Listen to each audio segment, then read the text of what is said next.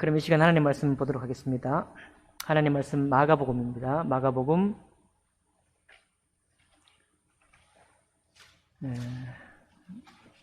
3장, 마가복음 3장 1절부터 12절까지만 있는 말씀을 교독으로 봉독하겠습니다.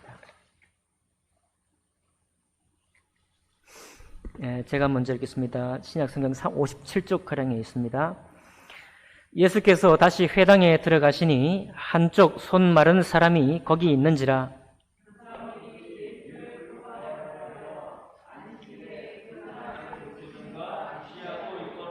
예수께서 손 마른 사람에게 이르시되 한가운데 일어서라 하시고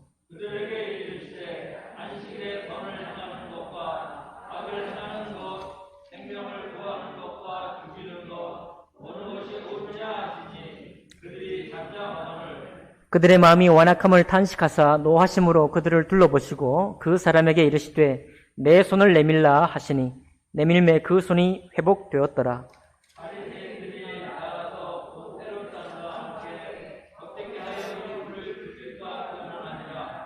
예수께서 제자들과 함께 바다로 물러가시니 갈릴리에서 큰 무리가 따르며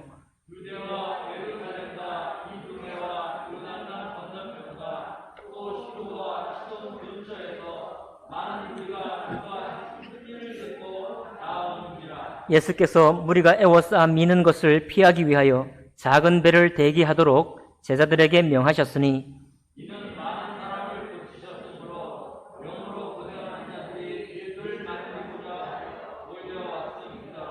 더러운 귀신들도 어느 때든지 예수를 보면 그 앞에 엎드려 부르짖어 이르되 당신은 하나님의 아들이니이다 하니 예수께서 자기를 나타내지 말라고 많이 경고하시니라. 아멘. 말씀과 예배를 위해 기도하겠습니다. 살아계신 하나님 아버지, 저희들 인생 속에 또 이 땅에 또 이 세상에 오셔서 모든 인생의 소망이 되어주시니 감사드립니다. 하나님, 그것이 사람의 단지 연약한 바람이 아니요 확신 있는 믿음 속에서 우리가 소망하게 하시고 또 여러 일들 가운데서도 하나님 인내와 또 믿음 속에서 주님을 향한 소망을 계속 품을 수 있도록 저희들을 축복해 주옵소서. 이 저녁에 저희들을 새롭게 해주시기를 원합니다. 주님을 만난 것처럼 오늘 주님을 새롭게 만날 수 있는 그런 한 시간이 되기를 원하오며 귀하신 우리 주 예수님 이름으로 기도하옵나이다. 아멘. 오늘 이 말씀을 본문으로 해서 하나님의 아들이 하는 일이라는 제목으로 말씀 나누겠습니다.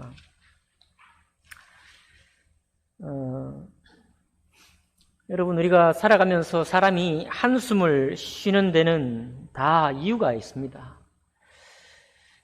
이유 없이 한숨을 쉬는 사람 없죠. 그리고 한숨이 더 깊어지기도 하고 또 순간에 나오는 한숨이 아니라 이것이 10년, 20년, 30년에 걸쳐서 계속해서 그 한숨 안에 우리가 살게 되기도 합니다. 그만큼 우리들의 마음이 또 연약하기도 하고 우리 스스로는 사실 버티기도 어렵고 돌파해낼 수도 없는 우리 자신의 한계도 있고 또 모든 되어가는 일들 속에서 이것이 간단치 않다는 것을 우리가 너무 자주 목격하고 확인하기 때문에 우리가 다 한숨을 쉬게 되고 또 그런 이유들을 많이 가지게 됩니다. 하나의 일이 지나고 나면 또 다른 일이 우리를 덮쳐오기도 하고 그렇게 되는 것이죠. 그래서 우리가 믿음을 가지고 있다고 할지라도 이 한숨, 또 때로는 어떤 일을 만나서 억장이 무너지게 되는 이미 무너진 마음을 가지고 신앙생활을 하는 사람들이 많이 있을 수밖에 없는 것입니다. 그런 모습으로 하나님을 믿고 있는 사람들에게 우리 주님이 찾아오셨습니다.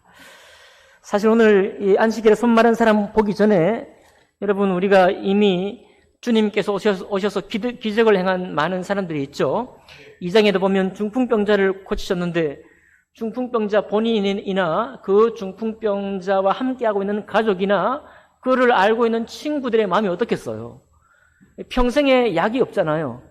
그러니까 가까운 가족일수록 글쎄요, 이미 벌써 쉬었던 한숨이 이미 몸에 아주 젖어들었을 것입니다. 이거 어떻게 할 수가 없는 한숨이죠. 나병 환자를 깨끗하게 하셨는데 나병 환자를 볼 때 그 가족이나 그 본인이나 그를 아는 주위의 마을 사람들이 어떤 마음을 품겠습니까? 나의 모든 일이 잘 되고 우리가 품을 수 있는 소망을 다 품는다고 할지라도 저의 저 모습은 해결될 수 없다라고 많은 한숨을 쉬게 될 것입니다. 또 더러운 귀신 들린 사람을 주님이 고치셨는데 그 귀신 들린 사람 그 본인이 잠깐 정신이 돌아올 때 그리고 다시 더러운 귀신에게 다시 빠져들어갈 때 그 본인이 얼마나 자기가 한탄스럽겠습니까? 자기가 어떻게 해결할 수 있는 방법이 없는 거예요.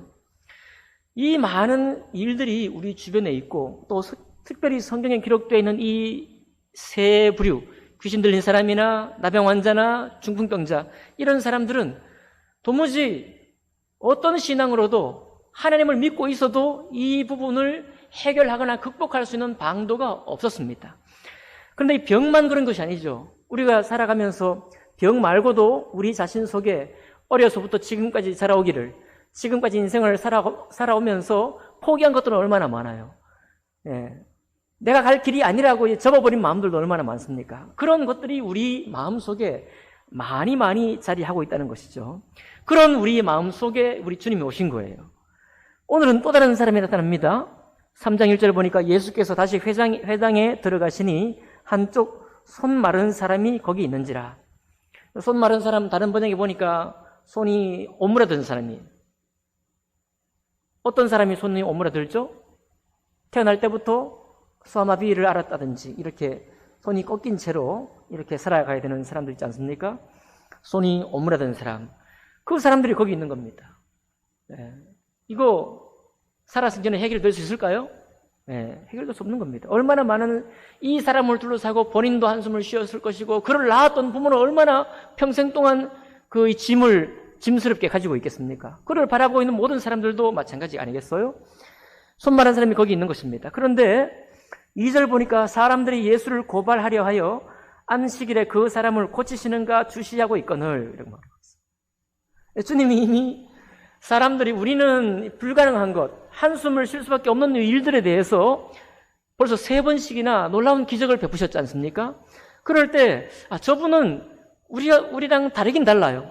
그런데 그분이 일하시는 모습 속에는 단지 기적만 베푸신 게 아니라 한숨 섞여 있지만 하나님을 정말 열심히 믿으려고 하는 사람들이 볼 때 자꾸만 자기들이 지키고 있는 믿음의 법을 자꾸 넘어가는 겁니다. 그 믿음의 선을 넘어가는 거예요. 예를 들면 안식일에 지난주에도 봤던 것처럼 안식일에 미리삭을 잘라 먹었잖아요. 굳이 미리삭을 안식일에 잘라 먹지 않아도 되거든요. 그런 식으로 일을 하지 않으셔도 됩니다. 오늘도 보시겠지만 여기 이게 지금 안식일인데 같은 안식일이거든요. 안식일 날 손 마른 사람이 거기 있는 겁니다.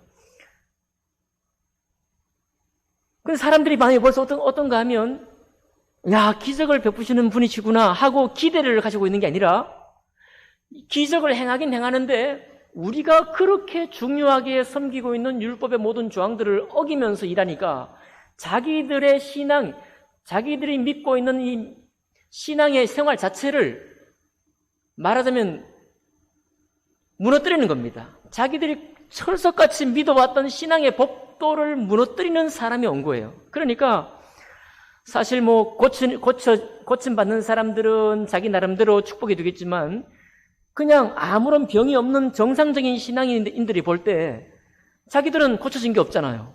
고쳐진 게 없을 뿐만 아니라 자기들은 믿음을 오히려 도전하고 있으니까 벌써 3장 2절에만 왔는데도 예수님을 고발하려고 하고 있는 거예요.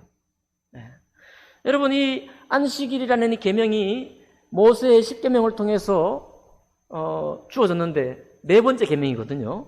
첫 번째 내 하나님 위에 섬기지 말라, 하나님을 망령되이 일컫지 말라, 그런 계명이 있지 않습니까? 다 우리의 심령 속에 하나님을 향한 그 자세와 태도를 말해주고 있고 4번째 계명이 바로 안식일을 범하지 말라는 거예요. 안식일을 지켜라, 거룩히 지키라는 겁니다. 근데 이 4번째 계명은 눈에 보이도록 할 수 있는 거예요. 다른 3가지 계명은 우리 마음과 심령의 중심에 하시는 말씀인데 이 4번째 계명은 외적으로 할 수 있는 겁니다. 그래서 지난주에도 말씀드렸던 것처럼 안식일의 계명, 안식일을 거룩하게 지키기 위해서 일하지 않고 멀리 가지 않게 하는 이 계명들, 작은 목록들이 39가지나 있다고 말씀드렸어요. 그러니까 그 39가지를 지킴으로써 이 정상적인 신앙인들은 우리가 하나님의 백성이라는 사실을 안식일마다 스스로 확증을 하는 겁니다. 바로 우리가 이 안식일을 지키고 우리가 이스라엘 백성이고 난지 8일 만에 할례를 받은 백성이기 때문에 우리는 하나님의 사람이라고 확인하는 바로 그 계명이 안식일 계명이에요. 그 얼마나 중요합니까? 그러니까 이 수천 년 동안 안식일을 어기는 사람 없는 거예요. 감히 안식일을 어긴다는 것은 말이 안 되는 겁니다. 돌로 쳐 죽을 수도 있는 그런 아주 잘못된 것이죠. 그런데 예수님이 기적을 베푸시면서 안식일의 규례를 어기면서 또 당신을 하나님으로, 하나님의 아들로 그렇게 나아가고 있으니까 이 사람들의 믿음으로 도저히 받아들일 수 없는 거죠. 그래서 결국 선택한 게 뭐냐면 주님을 믿기로 선택한 게 아니라 주님을 고발하려고. 이 말은 이만큼의 기적은 아닐지라도 당시에도 여러분 모세 때에도 박수들 이집트의 그런 그 술사들이 기적을 웬만큼 베풀었잖아요. 우리도 불교 스님이라든지 아니면 다른 그 무당들도 이런 거 할 수 있잖아요. 작두도 타니까. 그 과학적인 법칙이도 안 맞죠. 상식이도 안 맞지 않습니까? 그러니까 이런 이적들을 베푸는 사람이 있는 겁니다. 그러니까 있는데 그냥 자기가 조용히 이적을 베푸면 되는데 가장 중요한 안식일의 계명을 어기는 이 사람은 놔두면 우리의 신앙의 밑바탕을 깨트린다 이 말이죠. 그래가지고 가만히 팔짱을 끼고 서가지고 안식일에 그 사람을 고치는가 주목해 보는 거예요. 고치면 놀랄 일인데 그 놀라는 것보다 더 자기들의 신앙이 더 급한 겁니다. 우리의 신앙을 무너뜨리러 온 사람이에요. 그래서 주목하면서 만약에 오늘도 안식일에 이분이 이 손 마른 사람 도저히 이 땅에서 고칠 수 없는 이 병을 고친다고 하면 그 기적에 놀라기 전에 우리는 벌써 이 사람을 고발할 것이다. 그런 마음을 이미 품고 있는 거예요. 예수님께서 그 마음을 아시고 3절에 예수께서 손 마른 사람에게 이르시되 한가운데 일어서라 하시고, 고발하는 사람은 은밀하게 숨어서 이제 엿보고 있는 거고, 예수님은 그 많은 사람들 공중 앞에 이 사람을 울뚝 이렇게 세우는 겁니다. 모든 사람이 다 보는 거죠. 모든 사람이 다 증인되게 하는 겁니다. 세우고 하는 말이 안식일에 선을 행하는 것과 악을 행하는 것, 생명을 구하는 것과 죽이는 것, 어느 것이 옳으냐 하시니 그들이 잠잠하거늘. 사실은 안식일에 선을 행하는 게 뭐냐면 안식일 지키는 거예요. 이분들의 믿음은. 여러분, 우리가 주일날 예배 드리는 게 우리의 믿음이잖아요. 당연한 것입니다. 주일날 다른 사람을 섬기려고 예배를 안 드린다, 이거 이상하지 않습니까? 이상해요. 안식일에 선을 행하는 것은 예배를 드리는 것이고 안식일을 지키는 것이 선을 행하는 것이다, 이렇게 생각할 수 있습니다. 당연히 선을 행하는 것과 악을 행하는 것 사이에서는 선을 행하는 것이 옳죠. 생명을 구하는 것과 죽이는 것, 이게 말은 안식일에 하지 말아야 될 것 39가지 계명이 있지만 피치 못한 어떤 일, 위급한 일에 있어서는 예외 조항이 있었다는 거예요. 그렇겠죠? 아무리 부모님이 지금 큰일 나서 지금 119 응급실을 싣고 데리고 가야 되는데 예배 드려야 된다고 그냥 놔두고 그럴 수 없죠. 이 당시에도 상식적인 사람들입니다. 그런 생명의 위급한 때가 아니면 안식일을 지키는 거예요. 생명이 위급한 때가 되면 그 위급한 때에 맞게 행동하도록 하는 것이 당시에 안식일 계명에도 목록에도 있었다는 거예요. 그러니까 이해는 되는 거죠. 그러니까 이 질문을 했을 때 사람들이 선을 행하는 것이 당연히 옳고 생명을 구하는 것이 옳다라고 말하겠죠. 그러니까 잠잠하는 거예요. 그때 주님이 5절에 보니까 그들의 마음이 완악함을 탄식하사 노하심으로 그들을 둘러보시고 그 사람에게 이르시되 내 손을 내밀라 하시니 내밀매 그 손이 뭐였더라? 회복되었더라. 자, 그들의 마음이 완악함을 탄식하면서 노했다고 그랬습니다. 여러분과 저는 이 본문을 읽을 때 마음이 어떻게 읽으면 편한가 하면 우리가 예수님 쪽에 있다고 읽을 때 우리 마음이 편해요. 그러나 여러분과 제 믿음이 이 마음이 완악한 이 둘러싼 사람들이 있다고 생각하면 마음이 좀 불편합니다. 그렇죠? 죄송하게도 오늘 우리는 여지없이 우리의 마음이 이 본문에서 어디에 있는가 하면 주님 편에 있기보다는 바로 이 완악한 마음을 품고 있는 사람들 쪽에 있어요. 여러분, 아까 모든 한수면에는 이유가 있다고 제가 말씀드렸습니다. 우리가 살아가면서 사실은 이 유대인들의 신앙과 완벽하게 다르다라고 사실 말하기 어려워요. 왜냐하면 저도 오늘 기도에 간증해 주셨는데 저 기도의 간증들이 우리가 자주 누리면서도 우리가 걱정에 휘말릴 때는 걱정에 여지없이 휘말려요. 우리가 한숨 쉴 때는 한숨 푹푹 쉬게 됩니다. 제가 짧게 말씀을 드리면 이제 우리 주일학교 이제 교사 선생님들이 또 젊은 선생님들이 나타나야 하고 지금 비대면 예배뿐만 아니라 대면 예배 시작될 때도 이제 앞으로는 이 두 가지 예배 방식들을 같이 끌고 가야 되는데 그러면 정말 이 새로운 뭐가 필요해요. 제가 제 아내와 함께 여러 날 지금 고민만 하고 있는 겁니다. 누구를 발탁할까 고민도 하고 그냥 주님께 맡기고 통 크게 맡기고 말이죠. 속 시원하게 주님이 알아서 다 해주실 거야 하고 가면 되는데 걱정이 되는 거예요. 우리의 마음의 완악함을 단식하자. 자, 그래서 여러분 이 무슨 말씀인가 하면 우리가 신앙생활을 하고 있으면서도 이미 억장이 무너져 있는 어떤 마음들이라든지 우리에게 포기된 마음들 모든 것을 포기하지 않아야 된다 그런 말씀이 아닙니다. 다만 우리의 믿음이 주님 앞에서 정말로 주님을 믿는 소망 가운데에서 우리 마음이 이미 거기에 가 있고 마치 천국에 있는 것 같은 그런 마음이 있고 그 염려를 쌓으면 될 텐데 이미 염려에 휘말려 있는 마음으로 우리가 신앙생활을 하는 것을 문제 삼고 있는 것입니다. 이 사람들도 마찬가지인 거예요. 이미 손 많은 사람들 주위에 많이 봤습니다. 나병 환자들 많이 봤어요. 중풍병자들 많이 봤습니다. 자기 인생에 자기가 도전해서 안 된 일도 많았어요. 우리 가족에게 내려오는 가문에 얽매여 있는 일도 얼마나 많습니까? 이런 것들을 다 가지고 신앙생활을 하고 있는 거예요. 그럴 때 우리의 소망이 뭐냐면 하나님 그분이 우리를 어떻게 좀 해주실 거라는 먼 소망, 먼 미래의 소망, 그러나 언젠가는 나에게 뭔가 해주실 것이라고 라고 하는 그런 소망을 가지고 사는 거예요. 그렇기 때문에 지금 당장의 우리의 마음이 참된 기쁨 속에 들어가기보다는 그 먼 미래의 소망을 품고 있기 때문에 무엇이 점점 더 중요해지는가 하면 안식일의 계명 같은 게 훨씬 더 중요해지는 거예요. 왜냐하면 지금 내 마음은 참된 가벼움과 기쁨 속에 들어가지 못한다고 할지라도 나중에 소망을 보장받기 위해서는 지금 내가 하나님 앞에 거룩한 안식일을 지켜서 내가 하나님의 사람인 것과 하나님이 나를 위해서 위하시는 분이라는 사실이 확실해야 되잖아요. 그 두 가지를 우리가 붙들기 위해서 지켜야 할 계명은 훨씬 더 강력해지는 겁니다. 내 마음은 여러분 다시 말씀드리지만 10계명의 가장 중요한 3계명은 우리 마음의 중심에 관한 말씀이라고 말씀드렸어요. 하나님 외에는 다른 신을 섬기지 말라는 거예요.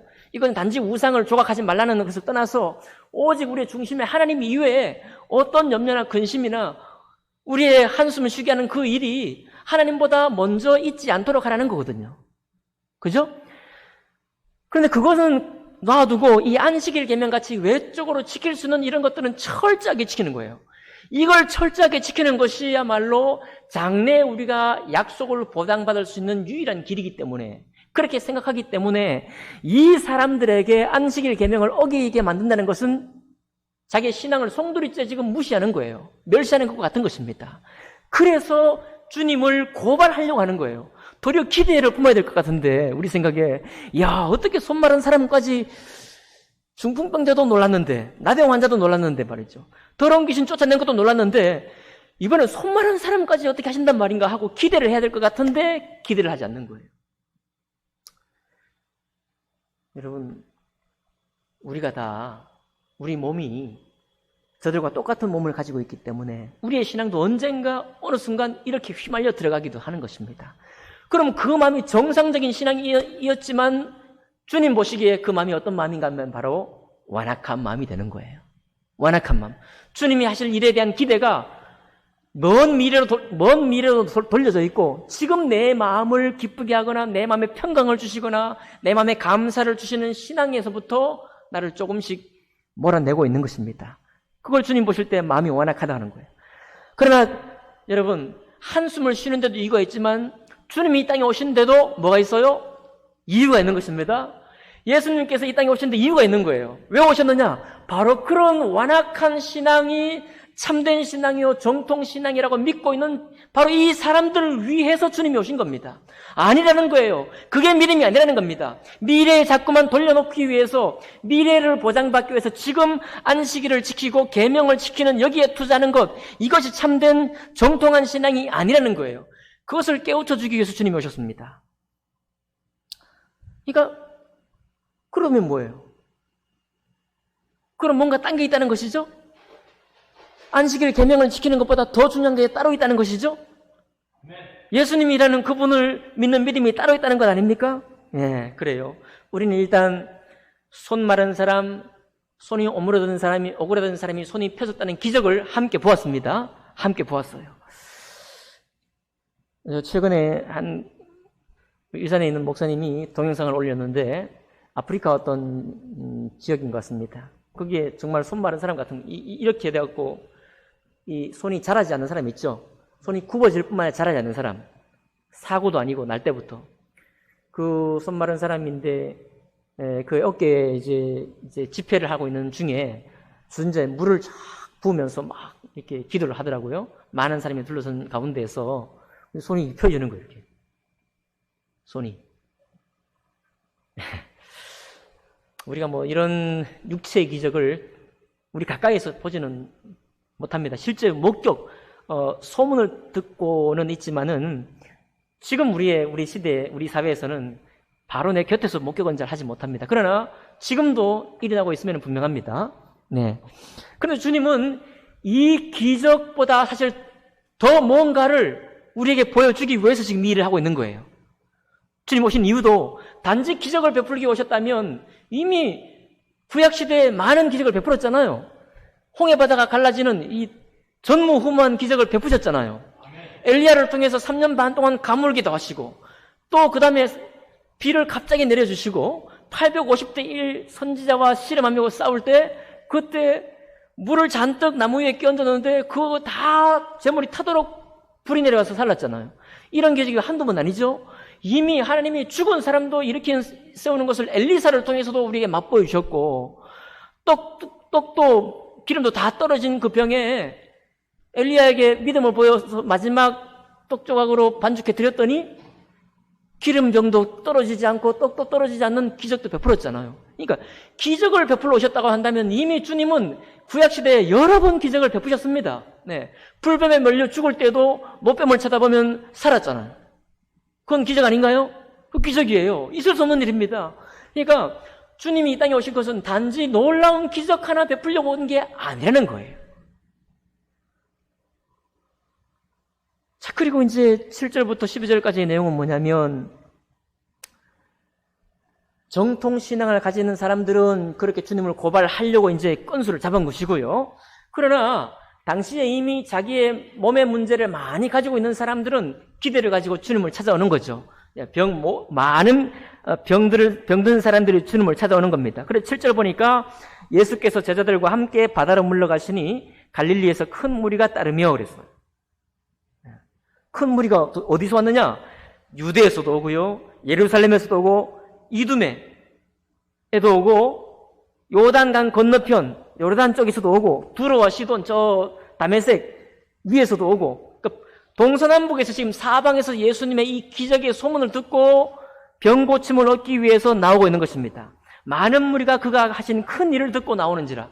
큰 일이 뭐예요? 중풍병자 고치고, 나병 환자 고치고, 또 더러운 귀신 들린 자 내어 쫓고, 오늘 이 기적처럼 손 마른 사람도 고치는. 이분은 도대체 돈을 잔뜩 짊어지고 가서 유명하다는 의원에게 아무리 보여봐야 효험도 없었던 병들, 그 모든 병의 목록들을 다 고치시니까 고침받고자 나온 것입니다. 주님께서 너무 많이 사람들이 몰려오니까 이제 갈릴리 바다에 작은 배를 띄워놓고 많은 사람이 병을 고치셨어요. 예수님의 10절 보니까 이는 많은 사람을 고치셨으므로 병으로 고생하는 자들이 예수를 만지고자 하여 몰려왔습니다. 그래서 오늘 이날도 갈릴리의 작은 배를 띄워놓고 예수님이 지금 만지는 사람마다 병이 낫고 있는 거예요. 네. 참 놀랍습니다. 저는 말로만 하는 거예요. 주님이 저한테도 그런 사람 얼마나 주시면 얼마나 좋았을까. 픽픽 쓰러지고 말이죠. 네. 그런데 이 본문의 중요한 장면은 11절입니다. 한번 보시겠습니다. 더러운 귀신들도 어느 때든지 예수를 보면 그 앞에 엎드려 부르짖어 이르되 당신은 누구니이다? 하나님의 아들이니이다. 그렇게. 자, 지금 귀신은 정확히 알고 있습니다. 제가 종종 말씀드리지만 귀신은 예수님이 누구신지 정확히 알고 있어요. 요새 유튜브를 이제 보게 되면 TV의 프로 중에 정말 그 신내린 그 남자 그 무당이 있더라고요. 연기하다가 어느 순간 그 무당이 됐더라고요. 여러분, 그런 사람도 있고, 개그 프로그램에도 무슨 그런 것도 있고.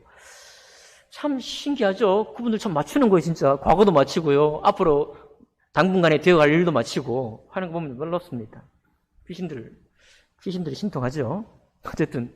근데 이 귀신은 우리의 미래를 맞추는 게 아니라 예수님이 정말 누구신지를 정확히 알아맞힌 거예요. 당신은 하나님의 아들이니이다. 이게 참 기가 막힌 일입니다.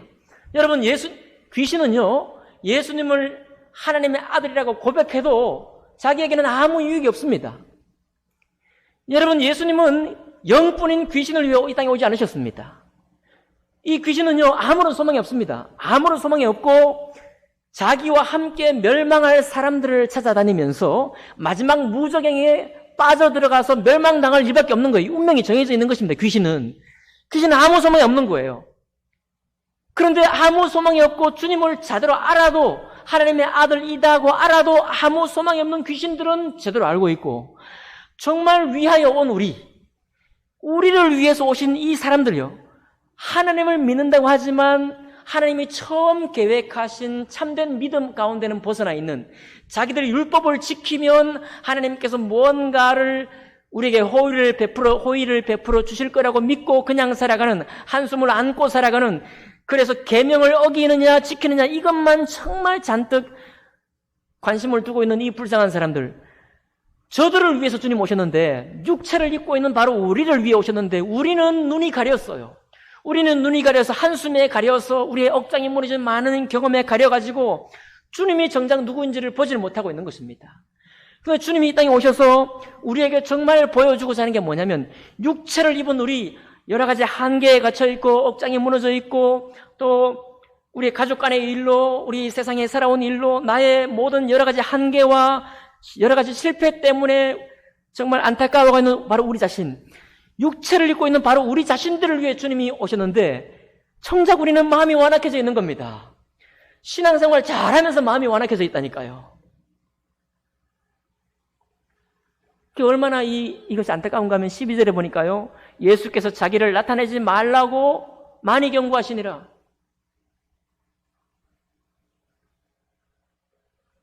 왜 그러냐면 귀신들이 말해봐야 사람들이 믿지를 못하는 거예요. 때가 돼야 믿게 해요. 때가 돼야. 여러분, 제자들 3년 반 동안 주님을 따랐지만 주님께서 십자가에 못 박혀 죽으시고 다 따라갔잖아요. 다시 부활한 주님을 볼 때라야 저들의 믿음이 새롭게 되었습니다. 그죠?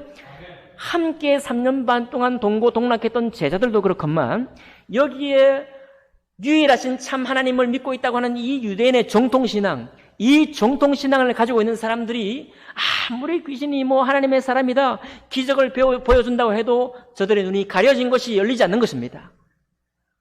너무 안타까운 일이죠. 여러분, 우리가 살아가다 보면 이런 믿음 속으로 자꾸만 끌려 들어가요. 저는 신앙생활 하면서 이런 고백을 합니다. 하나님 정말 크신 분이시죠? 이 땅의 창조주이시잖아요. 모든 인생을 창조하셨기 때문에 삶의 여러 가지가 우리가 경험하지 못할, 가보지도 못한 땅도 있고 평생 동안 가봐도 여행하지 못하는 기괴한 곳도 많이 있는데 우리의 인생의 삶도 아무리 경험하고 새로운 사람을 만나도 내가 이해하지 못하는 사람이 여전히 있다는 걸 볼 때 제가 언젠가 이렇게 고백했습니다. 하나님만큼 삶도 크다. 네. 하나님 크시지만 우리의 삶도 크다 이거예요. 우리의 삶이 얼마나 큽니까? 우리가 도저히 가늠할 수 없는 일평생 경험하고도 경험하지 못할 사람들이나 그런 사건들이 너무나 많이 있어요. 그러니 사람들이요, 하나님을 믿지 않고 평생 살 수 있는 겁니다. 왜요? 하나님을 믿고도 우리가 경험하지 못한 삶을 사는 사람들이 많기 때문에 이 세상을 여행만 하고도 다 여행 못하고 죽고요. 이 세상에 살아갈 수 있는 삶의 방편이 우리가 아무리 경험해도 경험하지 못하는 삶이 여전히 있기 마련입니다. 이 삶의 주목만 하더라도 아직도 우리의 궁금증을 자극하고 아직도 나를 기쁘게 할 일들이 너무나 많이 있잖아요. 그러니까 이 삶도 하나님만큼 크다 이거예요. 저는 그것도 옳다고 생각합니다. 그런데 삶도 하나님만큼 큰데 그 삶에 휘말리다 보면 하나님의 정작 누구신가, 하나님이 우리를 위해 하신 일이 무엇인가까지도 휩쓸려 떠내려갈 때가 있다는 거예요. 여러분, 우리 주님은 바로 그와 같은 상태에 있는 우리를 위해서 오셨습니다. 그와 같은 우리 상태에 있는 우리를 위해서 정말 이 땅에 오셨어요. 곧 육체를 입고 있는 우리, 몸을 가지고 있기 때문에 자주자주 넘어지고 자주자주 그런 삶에 휘말려 들어가는 우리를 위해서 오셨어요. 그 왜 오셨습니까? 한숨도 많고 억장이 무너지는 우리에게. 예수님이 누구시냐면 바로 하나님의 아들이시고 그분은 정말 우리 눈에 한숨 짓는 그 수많은 평생의 일들 가운데서도 우리를 위해서 정말로 기적을 그때그때마다 우리의 필요를 따라 기적을 베푸시는 분이시고, 맞나요? 그리고 그 무엇보다 아무리 이 땅에 오셔서 기적을 베풀어도 사람들의 그 무너진 마음을 다시 회복하지 못했던 죽음의 일, 그리고 원통한 일, 그리고 우리 자신의 한계에 갇혀있다고 생각하는 그 확신의 일, 그 확신의 일을 우리에게 깨뜨려주기 위해 오셨어요. 어떻게 깨뜨리십니까? 당신이 실제로 죽으심으로, 실제로 죽어서 죽음은 모든 것을 삼키는 것인데 모든 것을 삼키는 죽음 속에 당신도 삼킴을 입었는데 당신께서 사흘 만에 그 죽음에서 일어나셨습니다. 모든 기적으로 될 수 없는 병자들을 고치실 뿐만 아니라 죽음까지 원수된 모든 생명의 원수인 죽음까지도 당신이 친히 이기시고 이 땅에 다시 부활하신 거예요. 그때까지는 제자들도 깨닫지 못하는 겁니다. 그때까지 여러분 이 유대인들의 믿음이 얼마나 대단한지 아십니까?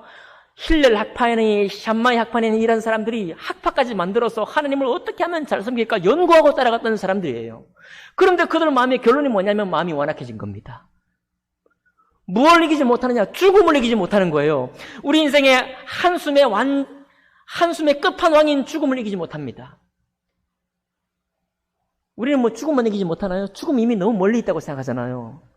우리 가정에 정말 이 세상에 의술로 치료받지 못하는 사람이 얼마나 많아요. 평생 짊어져야 될 짐으로 우리가 가지고 정말 감당해야 될 사람들이 얼마나 많습니까? 그건 역시 주님이 오셔서 주님 믿기만 하면 다 고쳐주신다면 얼마나 좋겠어요. 그러나 여러분, 주님은 너무 잘 아시는 거예요. 구약 성경에 그렇게 많은 엄청난 기적을 베풀어도 사람들의 믿음은 달라지지 않습니다. 우리가 믿음을 눈앞에 목격하여도 무너진 마음을 회복할 수 없는 거예요. 그 근원된 완악함을 깨뜨리기 위해서 예수 그리스도께서 이 땅에 오신 것입니다. 그래서 오늘 여러분 로마서 필사 하시면 보셨을 거예요. 우리는 선을 행하지만 의로운 사람 한 사람도 없고, 선을 베풀지만 선한 사람 한 사람도 없다. 모든 사람이 죄를 범하였으며 하나님의 영광에 이르지 못한다. 그러나 우리 주님이 이 땅에 오셔서 뭘 주셨어요? 예수 그리스도를 믿음으로 말미암아 하나님의 자녀가 되는 놀라운 권세를 주셨다고 말씀하고 있잖아요. 근데 그 믿음이 뭐냐면 교인되는 믿음이 아니라 내가 어떤 마음의 착잡함과 한숨을 쉴 만한 이유 있는 한숨, 억장이 무너지는 많은 일들을 경험했음에도 불구하고 우리 주님을 정말로 내 마음 안에 다시 모시고 다시 내 안에 충만히 주님이 계신다고 하면 설령 그 매듭이 풀어지지 않았다고 할지라도 내 마음은 주님을 믿는 신실한 믿음과 소망 있는 마음으로 다시 깨끗함으로 돌아간다는 거예요. 그 믿음을 우리에게 보여주기 위해서 주님이 오셨습니다. 그 대표적인 예들도 있죠. 여러분 사무엘상 1장에 보면 한나를 여러분 보시잖아요. 1장 18절에 보면 한나가 무자했던 그 때문에 분인나에게 얼마나 많이 혹독한 비난과 멸시를 받았어요. 눈물로 오죽하면 1년에 몇 번 올라가는 그 제단에 올라가가지고 제사장 앞에서 눈물을 흘리며 기도하고 곡하면서 기도하고 그것도 자기의 맺힌 한을 다 다른 사람이 들을까 그냥 웅얼웅얼 술 취한 사람처럼 기도했잖아요. 그런데 한나에게서 우리가 배울 게 뭡니까? 그렇게 기도하고 그 기도를 엘리가 듣고 하나님께서 너의 이 기도를 들어주시기를 원하노라. 하나님이 한 말도 아니에요. 엘리 제사장이 한 말입니다. 그런데 그 말 듣고 한나가 그때부터 울음을 다 끝내버리고 기쁜 마음으로 집으로 돌아갔어요. 이런 일이 바로 이런 믿음을 주님께서 우리에게 주기 원하시는 거예요. 이런 믿음을.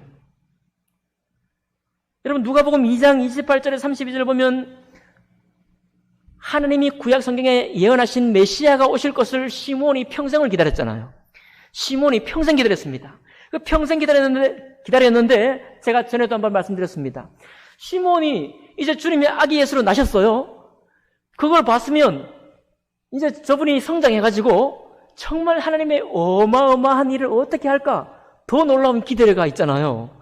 근데 시몬이 뭐라고 하는가 하면 주님을 찬송하고 내가 받은 사명은 끝났다라고 하고 끝내는 겁니다. 아직 주님이 하신 일도 보기도 전에 시몬은 자기가 그동안 짐을 가지고 있었어요. 메시아를 내가 봐야 한다는, 주님의 예비하신 그 분을 내가 만나야 한다는 그런 소망이 있었는데 아기 예수만 보고도 모든 게 해결된 겁니다. 찬송을 하고 기도하고 그리고 자기 사역을 끝냈어요.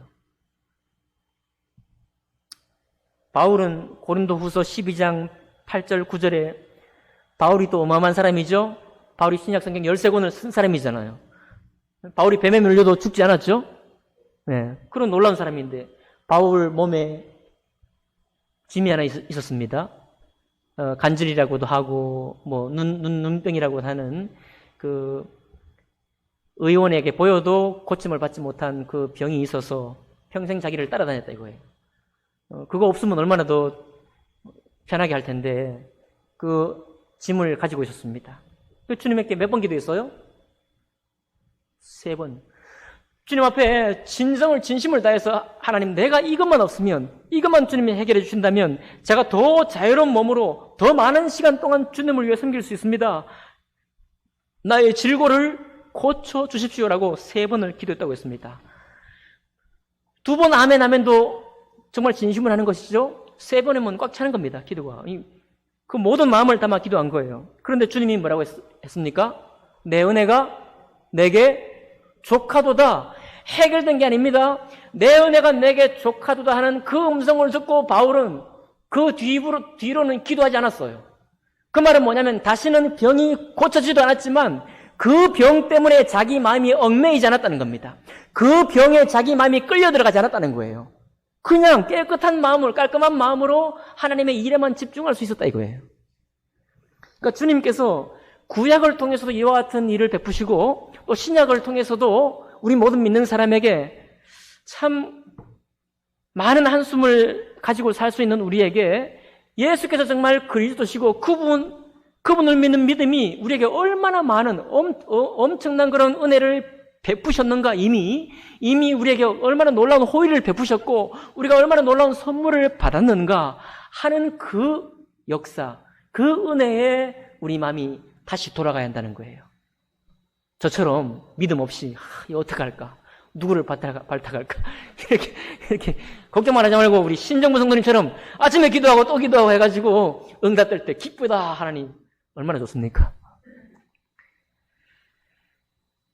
저는 그러나 여러분, 우리가 인생에 갖은 모양으로 지는 짐은, 제가 지난번에 유치원 아이들도 근심이 많다 그랬죠? 우리가 정말 자기 자신이 생각할 때는 도무지 이거 내가 포기하지 않으면 오히려 내 마음이 너무 괴로운 그런 일들을 어려서부터 우리가 경험합니다. 어려서부터. 그래서 이것이 생활이 되어 있습니다. 근데 바로 그 부분을 주님이 정말 영원한 생명의 놀라운 기쁨 중에 염려가 있지만, 염려를 끌어안고 있지만, 해결되지 않은 짐이 있지만, 병마가 있지만, 여전히 이것이 당분간 38년 된 그 병자는 38년 동안 그 짐을 지고 있었지만, 그럼에도 불구하고 해결되지 않았어도 참으로 우리의 심령 속에는 주 예수 그리스도로부터 해결된 바로 그 마음을 가지고 주님께 나아가는 여러분과 제가 되기를 주님이 원하시는 겁니다. 육체의 번역, 바로 우리 한계에 있는 우리를 위해 오신 거예요. 예. 한숨을 자주 쉬는 바로 우리를 위해서 오신 겁니다. 바로 우리를 위해서. 귀신을 위해 온 게 아니라 우리를 위해 주님이 오셨습니다. 그런 믿음으로 우리가 다시 돌아가고 또 돌아가기를 원합니다. 저는 말씀을 전했습니다. 행하는 분은 저와 여러분이에요. 그 말씀을 따라 기쁨과 평안 중에 문제들을 바라볼 수 있는 사람들은 실제로 그렇게 나아가는 사람입니다. 저도 그렇게 하길 원합니다. 여러분도 그렇게 하길 원합니다. 그렇게 해서 주님이 그저 우리의 문제 해결만 해주려고 오신 분이 아니구나. 정말 우리 심령의 고통, 죽음에 사로잡혀 있는 우리의 마음의 모든 얽매임, 근원적인 얽매임으로부터 우리를 해방하러 오셨구나. 그리고 해방된 그 마음을 가지고 넉넉히 주님의 말씀을 순종하며 따라갈 수 있도록. 짐이 있으면 못 따라갑니다. 내 코가 석장인데 어떻게 따라가겠어요? 해결되지 않아도 주님을 따르는 것을 기쁨으로 사는 삶을 살 수 있도록 우리에게 오신 분이 주 예수 그리스도시다. 당신은 참으로 하나님의 아들이시니이다. 라는 고백이 귀신의 고백이 아니라 여러분과 저의 고백이 다시 되기를 주님의 이름으로 축복합니다. 기도하겠습니다.